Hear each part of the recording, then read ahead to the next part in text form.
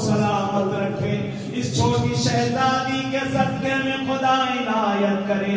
علامہ دربندی اپنے مقتل میں نقل کرتے ہیں، کہتے جس وقت قافلہ کربلا سے کوفہ پہنچا ہے، کوفے سے شام کے بازاروں سے ہوتا ہوتا زندان شام میں پہنچا ہے۔ مسائل کے جملے سخت ہیں، اے مولا امام زمانہ مجھے معاف کریے گا آقا۔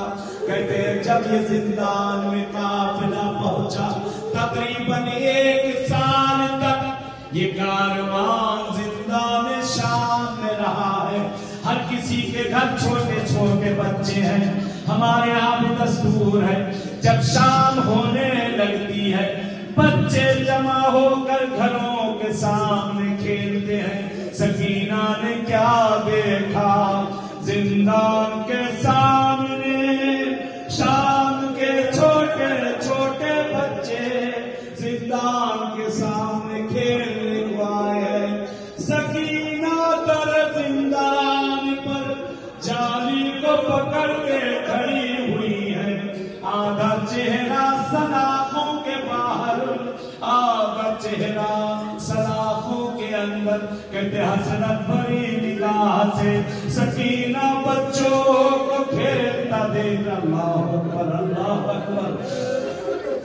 بی بی سکینہ دل ہی دل میں کہتی ہے بچوں مدینے میں میں بھی کھیلا کرتی تھی، میرا بھی چھوٹا سا بھیا، مدینے میں بہت سے بچے تھے۔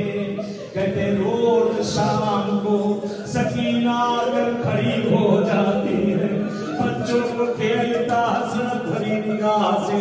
کہتے انہی شام کے بچوں میں ایک بچی تھی جس کا سن 7 سال یا 8 سال کا، ہر روز یہ دیکھ رہی ہے ایک بچی در زندان پہ کھڑی ہے۔ کہتے یہ بچی اب اس کا کھیلنے میں دل نہیں لگتا۔